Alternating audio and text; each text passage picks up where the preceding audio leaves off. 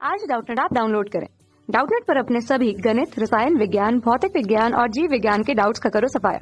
बस प्रश्न की फोटो खींचो, एक ही प्रश्न को क्रॉप करो और तुरंत वीडियो सोल्यूशन पाओ। अभी डाउनलोड करें। हेलो दोस्तों, तो जैसा कि हमारा प्रश्न दिया हुआ है, चित्र में ओ वृत्त का केंद्र है, ए बी बराबर है पी क्यू के तथा और कोण ए ओ बी बराबर है 88 अंश, तो कोण ओ क्यू पी का मान ज्ञात कीजिए। ठीक है, तो जैसा कि आपको देख रहे हैं कि आपको यहाँ पे एक आकृति दी है, यहाँ पे हमें ए ओ बी बराबर दिया है 88 अंश, तो कह रहा है कि ओ क्यू पी यानी इस कोण का मान ज्ञात कीजिए। तो चलिए देखते हैं। तो हमें दिया है कोण ए ओ बी बराबर 88 अंश और ए बी बराबर है पी क्यू के, तब हमें कोण ओ क्यू पी बराबर का मान ज्ञात करना है। ठीक है, तो इस प्रकार हम देख लेते हैं कि जैसे कि आप देख रहे हैं कि ये हमारा वृत्त का केंद्र है और इसमें हमारी दो त्रिभुज दी हुई हैं।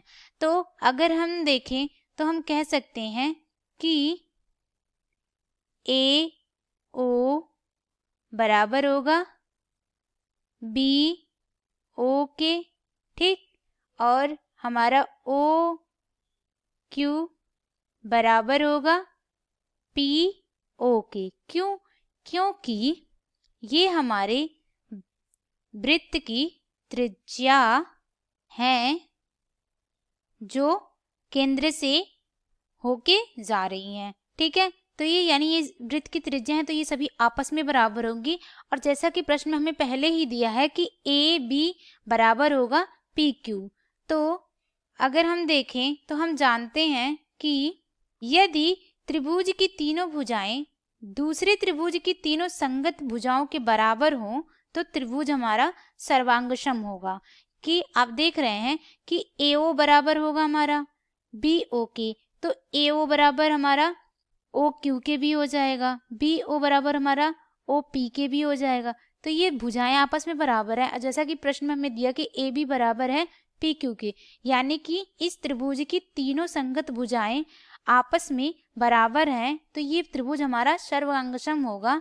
इसलिए हम कह सकते हैं कि कोण ए ओ बी बराबर होगा हमारा कोण पी ओ क्यू के, क्योंकि जो सर्वांगसम त्रिभुज होते हैं उसके सम्मुख जो कोण होते हैं ना, वो आपस में बराबर होते हैं। तो हमारा यहाँ लिख सकते हैं कोण पी ओ क्यू बराबर होगा 88 अंश के, क्योंकि ए ओ बी का मान हमारा 88 अंश दिया हुआ है, तो ये कोण भी हमारा 88 अंश का हो जाएगा। अब देख लेते हैं त्रिभुज पी ओ क्यू में, तो इसमें देखें तो हम कह सकते हैं कि त्रिभुज के तीनों कोणों का मान हमारा 180 अंश होता है। तो हम यहाँ लिख देंगे कोण ओ क्यू पी धन कोण ओ पी क्यू धन कोण पी ओ क्यू बराबर 180 अंश के। क्यों? क्योंकि ये त्रिभुज से, ठीक है। अब यहाँ पे हम देखें कि हम जैसा कि देख रहे हैं कि ए बी बराबर है पी क्यू के और इसमें सारी भुजाएं आपस में बराबर हैं, तो हम यहाँ लिख सकते हैं कि इनके कोण भी आपस में बराबर होंगे। तो यहाँ कोण ओ क्यू पी बराबर होगा कोण ओ पी क्यू के, ठीक है, क्योंकि समान भुजाओं के सम्मुख कोण हमारे बराबर होते हैं। तो यहाँ पे हम लिख सकते हैं कोण ओ क्यू पी धन कोण ओ क्यू पी धन कोण पी ओ क्यू, ठीक है, और ये बराबर होगा 180 अंश के।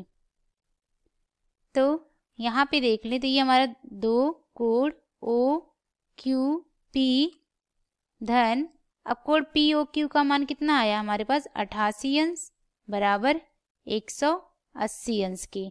तो अब ये इधर धन में इधर जाके ऋण में हो जाएगा, तो 2 कोड OQP बराबर 180 अंश माइनस 88 अंश।